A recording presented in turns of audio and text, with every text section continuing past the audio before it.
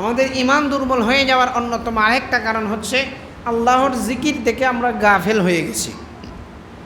বলবেন আল্লাহর জিকির মানে কি? এটা যে হুজুর মসজিদে আইসা সুন্দর করে বইসা লা ইলাহা ইল্লাল্লাহ লা ইলাহা ইল্লাল্লাহ জিকির পড়া, এইটা কি আল্লাহর জিকির? হ্যাঁ, এটাও এক প্রকার জিকির। হাদিসের মধ্যে আছে নামাজ পড়া এটা উত্তম ইবাদত। হাদিসের মধ্যে আছে জিকির করা ওইটাও উত্তম ইবাদত। হাদিসের মধ্যে আছে ক্ষুধার্ত ব্যক্তিকে খাবার খাওয়ানো এটাও উত্তম ইবাদত। হাদিসের মধ্যে আছে পিপাসার্ত মানুষকে পানি পান করানো এটাও উত্তম ইবাদত। হাদিসের মধ্যে আছে রাস্তার মধ্যে কষ্টদায়ক বস্তু পড়ে রয়েছে সরাইয়া দেন, এটাও উত্তম ইবাদত। তার মানে বোঝা গেল সবগুলাই উত্তম ইবাদত, প্রত্যেকটা তার সেক্টরের মধ্যে উত্তম। আপনিও গুরুত্বপূর্ণ ব্যক্তি, আমিও গুরুত্বপূর্ণ ব্যক্তি। আর একবার অমুক বাড়ির সলিমুদ্দিনের ছেলে কলিমুদ্দিন, সেও গুরুত্বপূর্ণ ব্যক্তি। তবে তার গুরুত্ব, আমার গুরুত্ব, আপনার গুরুত্ব প্রত্যেকের সেক্টর অনুযায়ী। আমি যেভাবে ধান ক্ষেতের মধ্যে গিয়া দাঁড়ায় থাকলে মানুষ আমার হিসাবও করবে না, কারণ আমি ধানই কাটতে পারি না। এইখানে ইমাম সাহেবের কোনো পাওয়ার আছে? কথা বলেন, আছে? আপনি ধান খাটতে পারেন খুব বেশি, আপনারে মানুষে কাজের জন্য নেয়, 500 জায়গায় 700 টাকা দিয়ে নেয়। ওই জায়গায় যদি মাতব্বরি ঘুরে আমি যাই যে আমি তো ইমাম সাহেব, আমারও হক আছে, আপনার ধান কাটমো, টাকা দিবেন, আমার দিতেইব। আমি যদি এইখানে যাই সারাদিনে এক গলা আনা কাটতে পারি, এইখানে যাওয়াটা আমার জন্য লাভ হয়েছে না ক্ষতি হয়েছে? ক্ষতি হয়েছে, বরং আমার জন্য ক্ষতি না, লজ্জারও কারণ। আবার আপনি যখন আমার সেক্টরে আসবেন, এইটার যখন অসুবিধায় পড়ে যাইবেন, তখন আপনিও লজ্জায় পড়বেন, এই তো আপনার জন্য ক্ষতির কারণ। আমি বিচার আচার করতে পারি না, আমি একটা সমাধানে যাইতে পারি না। আমি যখন বিচার আচার পারি না, কিন্তু এইখানের মধ্যে গিয়ে নাক গলাইলাম, আমি একজন মাইল লাগছে, ঝগড়া তামানোর সিস্টেমও চিনি না, আমি মায়ের বাঙ্গাই মুদ্রের কথা আমি মাইল লেগে গেছি, তাহলে এইটা কি হবে? সেক্টর অনুযায়ী না হওয়ার কারণে সব সেক্টরের মধ্যে সমস্যা লাগবে।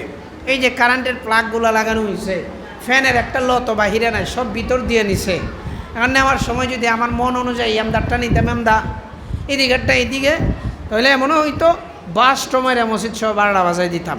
তার মানে বোঝা গেল যার যার সেক্টরের মধ্যে সে গুরুত্বপূর্ণ। অতএব যেটা বুঝাইতে চাইছিলাম, আমাদের অন্তর নষ্ট হয়ে যাওয়ার অন্যতম কারণ হইল আমরা জিকির থেকে সরে গিয়েছি।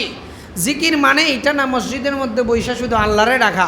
আমি যেটা বুঝাইতে চাইতেছি, জিকির মানে হইল সর্ব অবস্থায় আল্লাহকে স্মরণ করা। বুঝতে পারছেন? আপনি বিপদের মধ্যে পড়ছেন, আল্লাহরে স্মরণ করতেছেন, এটাই জিকির। জিক্রুন শব্দের অর্থ হচ্ছে স্মরণ করা, বাংলাতে বলা হয় স্মরণ করা। আপনি বিপদে পড়ছেন, আল্লাহরে স্মরণ করেন, এটাও জিকির।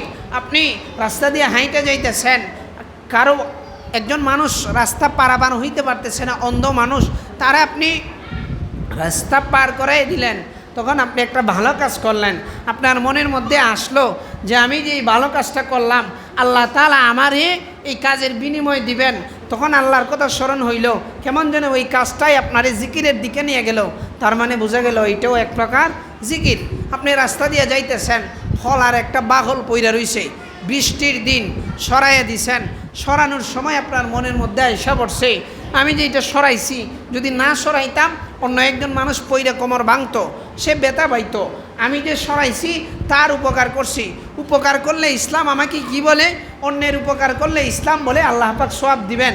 তাহলে আল্লাহর কথা স্মরণ হইল, ওই যে আল্লাহর কথাটা স্মরণ হইল, এই সময় যে আপনি এই জিনিসটা সরাইলেন, তার মানে বোঝা গেল এই জিনিসটা সরানোর মাধ্যমে আপনি আল্লাহরে স্মরণ করতেছেন। আর ওই স্মরণ করাটাকেই বলা হয় জিকির। বুঝতে পারছেন? এখন প্রতিটা সেক্টরের মধ্যে জিকির আছে। আপনি বন্ধের মধ্যে কাজে গেছেন, দেখবেন এক প্রকার মানুষ আছে যারা বন্ধের মধ্যে উচ্চ আওয়াজে গান শুনে, মোবাইল দিয়া উচ্চ আওয়াজ পুরা স্পিকার বাড়াইয়া দিয়া বন্ধুরে বাইরাও শুনতেছে, তারে নারে বন্ধুরে কইয়া সে শুনতেছে, আরও মানুষ যাইতেছে শুনতেছে। আবার এক প্রকার মানুষ দেখবেন যারা ওয়াজ শুনতেছে, আনসারি সাহেবের ওয়াজ, হাফিজুর রহমান সিদ্দিকির ওয়াজ, আজহারির ওয়াজ, আরিফ বিন হাবিবের ওয়াজ, খালিদ বিন সাইফুল্লাহর ওয়াজ, বড় বড় উলামায়ে কেরামের ওয়াজ শুনতেছে, সাইদি সাহেবের ওয়াজ শুনতেছে, চোখ দিয়া পানি আসতেছে। এই মানুষটাও শুনতেছে, আপনিও শুনতেছেন। আপনার শোনার মধ্যে আল্লাহর কথা কখনো স্মরণ হয় না। আর ওই ওয়াজ শুনেন ব্যক্তি, যিনি ওয়াজ শুনতেছেন, খেত খাটতেছে, কাটার মাঝখানে মনোযোগ দিয়ে যখন শুনতেছে, হাসরের কথা যখন বক্তা বলতেছে, হাসরের ময়দানে যখন হাত উপরে সূর্য চলে আসবে, এই কথাটা যখন বলতেছে আপনার শরীর বিজারা মারে উঠল, তখন আল্লাহর কথা স্মরণ হইল। তার মানে বোঝা গেল এই মুহূর্তে আপনি আল্লাহর স্মরণ করছেন। ওই যে আল্লাহর স্মরণ করছেন, এই স্মরণ করার মাধ্যমটা ছিল ওয়াজটা শোনা, দিনই কাজ, এটা ভালো কাজ। তার মানে বোঝা গেল এইটাও এক প্রকার জিকিরের অন্তর্ভুক্ত। বুঝতে পারছেন? জিকির মানে বুঝছেন না যে সুবহানাল্লাহ, আলহামদুলিল্লাহ, আল্লাহু আকবার, আস্তাগফিরুল্লাহ, এটা খালি জিকির না। আপনার বাচ্চার মা, হাদিসের মধ্যে এটাও আছে, নিজের বাচ্চার মার হাসির কারণ হওয়া এটা সব আচ্ছা ভাঙ্গা খাওয়া লাগবো। আপনি এমন একটা কাজ করছেন যে কাজের মাধ্যমে হারাম ব্যতীত মানে আপনার বউ যদি এইরকম হয় যে হারাম কাজ করলে খুশি হয়, তাহলে এইটা কোনো অন্তর্ভুক্ত হবে না। এটা হালালের কথা বলতেছি। আপনি এমন একটা কাজ করছেন যে কাজের মাধ্যমে আপনার স্ত্রী আপনার প্রতি মুচকে একটা হাসি দিছে, আপনার স্ত্রী এমন একটা কাজ করছে যেটার কারণে আপনি একটা মুচকে হাসি দিছেন, আল্লাহর রাসূল হাদিসের মধ্যে বলেন আপনার জন্য এটা একটা সওয়াবের কারণ। সুবহানাল্লাহ। ইসলাম আমাদের এমন জীবন ব্যবস্থা দিছে।